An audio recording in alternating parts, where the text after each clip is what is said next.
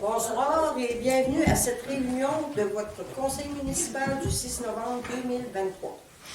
Nous voilà déjà rendus à la moitié du mandat de 4 ans obtenu lors des élections de 2021. Sans vous énumérer toutes nos réalisations, je peux toutefois vous mentionner que nous sommes très fiers du travail accompli durant les 24 derniers mois. Nous tentons, dans la mesure du possible, de rendre à terme les projets que nous commençons. Et vous êtes à même de constater des améliorations dans nos rues et dans nos bâtiments municipaux. Aujourd'hui en est une belle preuve avec les pavages de 2 rues dans le village. Évidemment, il y a toujours place à l'amélioration. Et nous travaillerons en ce sens dans cette deuxième partie du mandat. Notre priorité ira maintenant à la mise sur pied de nos projets dans le cadre de notre vision d'aménagement. Une étude est en cours pour mettre à jour les coûts pour la réparation du mur du soutènement du quai et les demandes de subvention pour sa réparation suivront. Nous allons aussi reviser notre plan d'urbanisme pour qu'il reflète les réalités d'aujourd'hui. Plusieurs règlements conçus en 1987 lors de sa création ne reflètent plus notre réalité de 2023. Cela faisait d'ailleurs partie des réalisations que je proposais lors de ma campagne électorale de 2021. Et dès que nous disposerons de la nouvelle enveloppe budgétaire dans le cadre de la TEC, la taxe d'assises, nous poursuivrons le pavage des rues. Pour ce qui est des activités du mois d'octobre, en plus de la gestion régulière de la municipalité, il y a eu la rencontre mensuelle à la MRC le 10 octobre et une rencontre le 24 octobre avec Mme Priscilla Guy, la directrice générale de Mandoline et Bride, en compagnie des membres du conseil, pour discuter de différents sujets concernant notre partenariat avec cet organisme qui est très présent dans notre communauté. Le 26 octobre, j'ai assisté, en tant que maire et en tant que paroissienne, à la réunion des paroissiens concernant l'avenir de notre Église. Comme aucune personne n'a mentionné son intérêt pour former un conseil de fabrique, ce dernier sera dissous. Une décision importante a été prise par la majorité de l'Assemblée ce soir-là, soit de céder le bâtiment à un organisme communautaire. Ce qui est, quant à moi, une très bonne décision. Et une autre bonne décision prise à l'Assemblée est que les sous disponibles serviront, entre autres, à stopper la détérioration du bâtiment en y installant des pompes, des ventilateurs et un peu de chauffage. Un petit rappel maintenant concernant les arrérages de taxes. Le montant dû à la municipalité est toujours autour de 40 000 $. On vous demande de fournir un effort. C'est important que vos taxes soient payées d'ici la fin de l'année 2023. Un rappel a d'ailleurs été posté au retardataire aujourd'hui. En terminant, je veux faire une importante mise au point concernant la période de questions. Lors de la dernière réunion, par manque d'expérience de ma part, j'ai laissé des personnes de l'assistance m'interpeller en faisant des interventions concernant la vie privée des employés de la municipalité.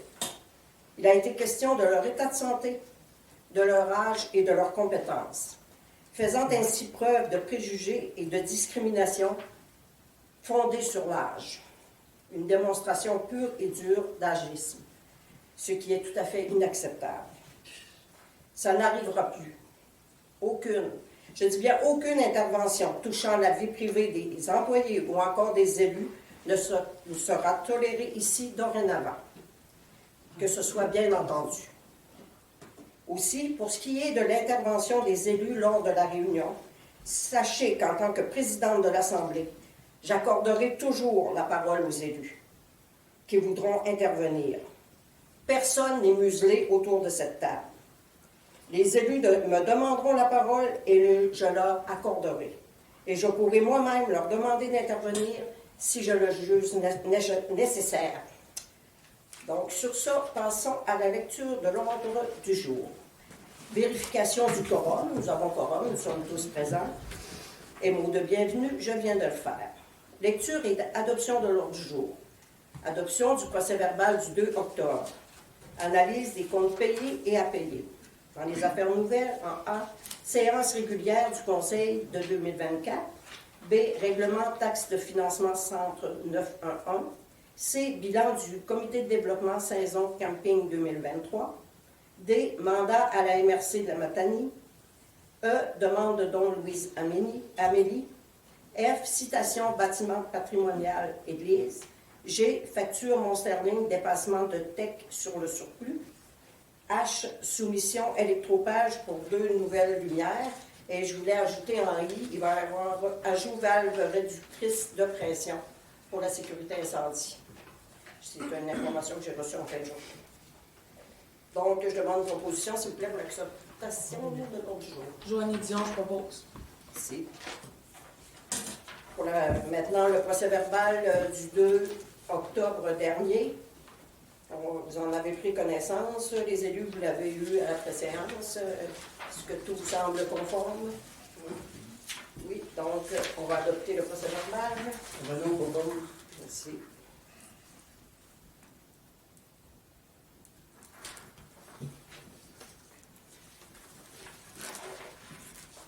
Donc, les comptes payés et à payer. Donc, les payés, c'est les sous qu'on avait payés le mois passé. Et les comptes à payer ce mois-ci, quand même un beau montant de 53 925. Mais sur ça, il y a encore des dépenses pour le projet du centre créatif qui était subventionné. Il y en a aussi pour le projet école. Il y a encore des dépenses qui arrivent dans ce dossier-là et on avait des sous pour le faire. On a aussi à la MRC de Matanie une facture de 19 000, c'est les codes-parts qu'on doit payer pour le transport sans frontières, l'élimination des ordures, la législation. Et ce sont des sommes qui étaient prévues au budget. On a mine Célienne, c'est le sel, mais ça, on avait prévu de le passer au surplus, vous savez. Donc, c'est ça. Frabam aussi, on a une facture qui va aller dans ça. Ça, c'est un dossier qui est. Le Frabam, c'était 75 000 de subventions qu'on avait eues. On attend. La reddition de compte est en train de se faire. Il fallait que ce soit fait par les comptables. Donc, ça a été long un peu. Je pense que c'est fait.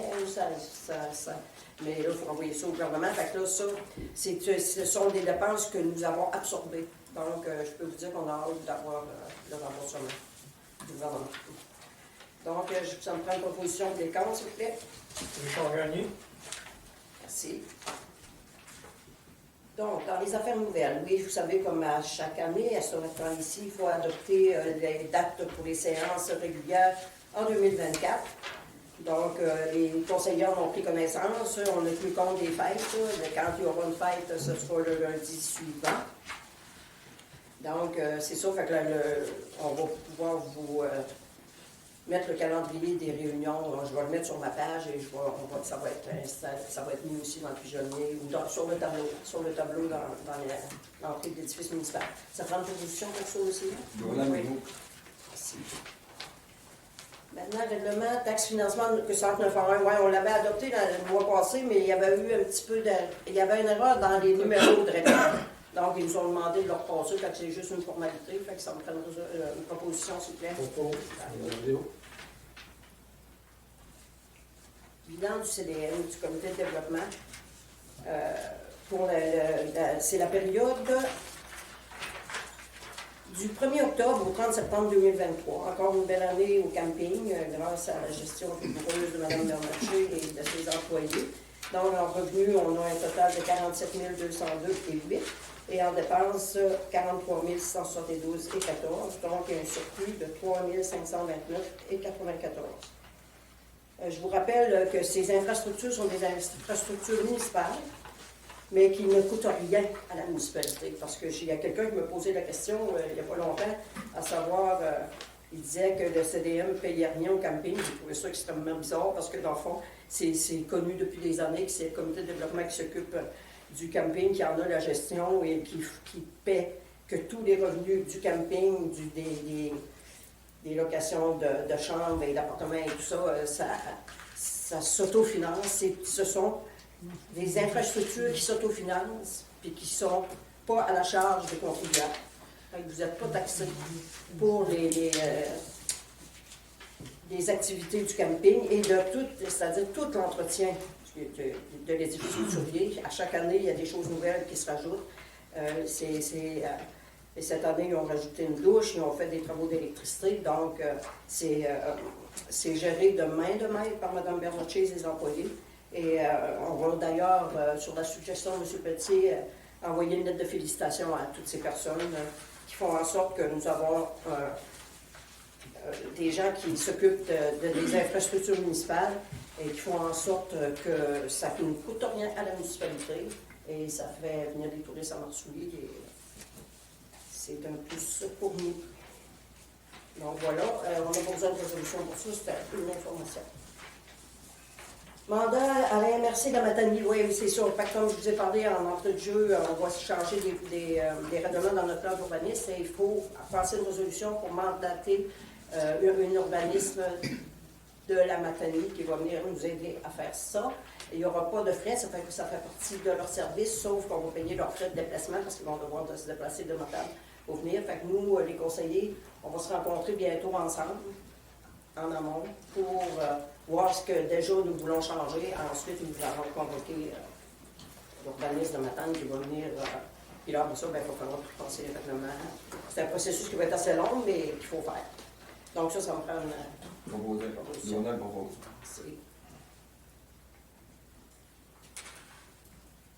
Oui, maintenant, une demande de don du centre Louise-Amélie. Oui, ça, ils sont en train de faire des gros travaux, on sait. C'est une organisme qui est très important dans la région. Donc, on avait décidé à la préséance de faire un don de 100 $. Donc, ça me tente pas. Alors, Sébastien, je propose. Merci. Voilà. Ensuite, citation. J'avais un petit mot.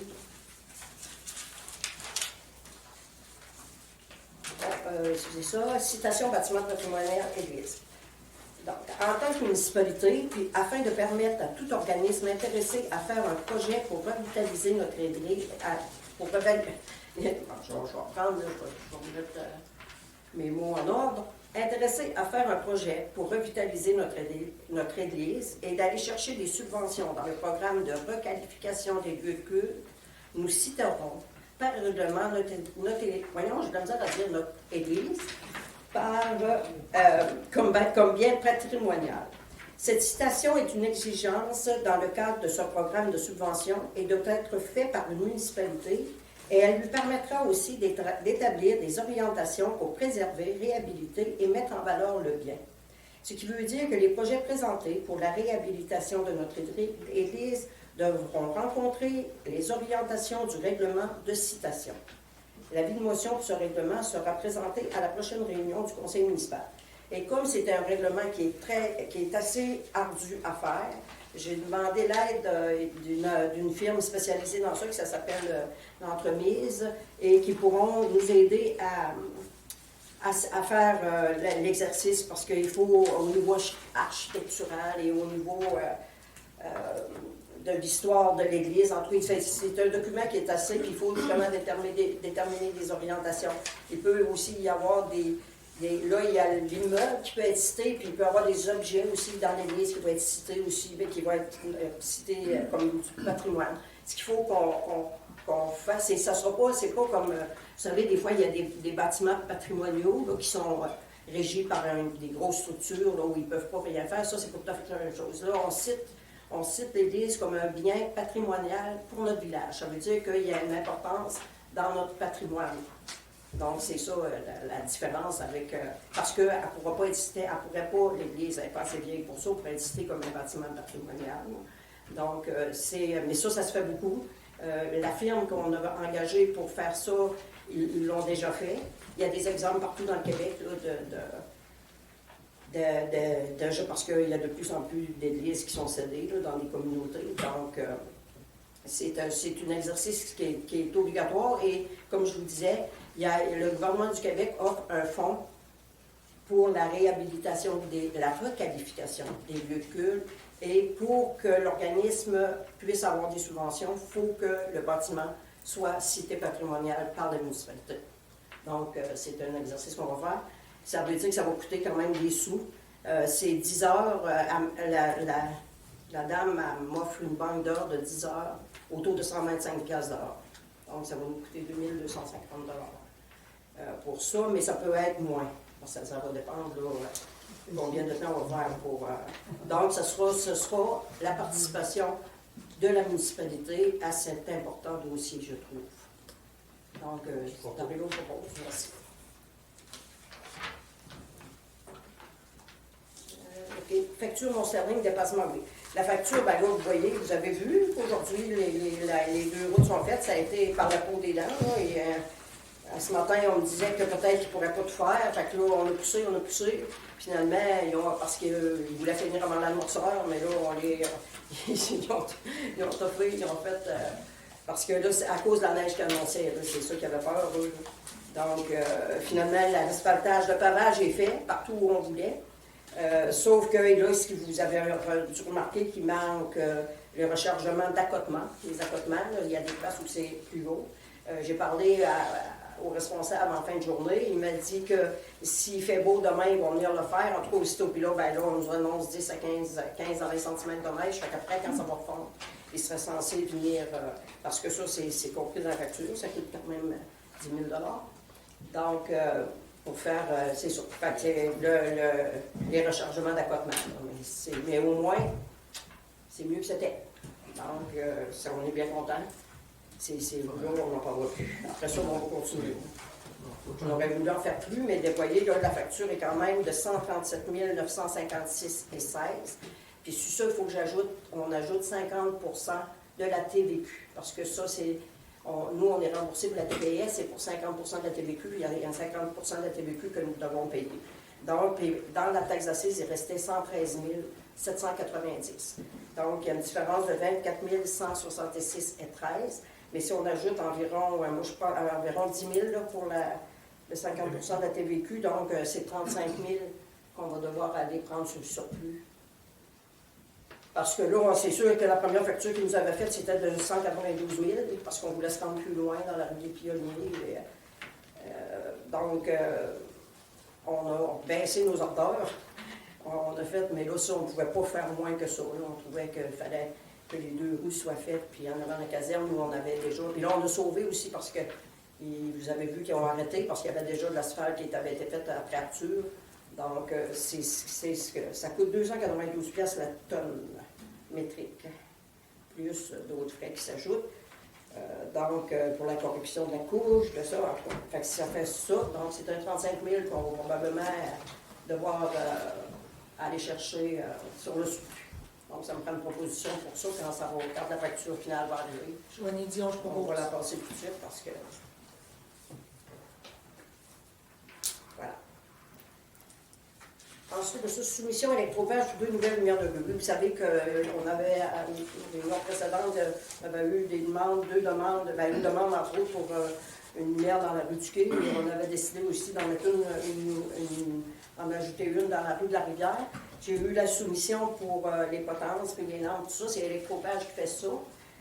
Mais c'est l'Hydro qui va venir les poser parce que c'est sur des poteaux de l'Hydro-Québec. Fait que là, ça coûterait pour les 2 lumières 1 280 $.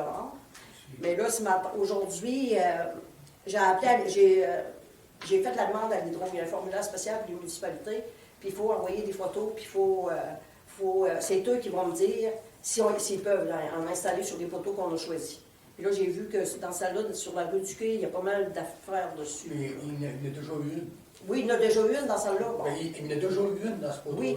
Puis là-bas aussi, il y en a déjà eu une. Oui, bon. Je ne peux pas pourquoi. C'est ça. Mais avant, là, j'ai demandé, là, on va accepter la soumission, mais j'ai dit à eux, à l'Hydropage, que je vais attendre la réponse quand même d'Hydro-Québec. C'est fait, la demande est faite à l'Hydro.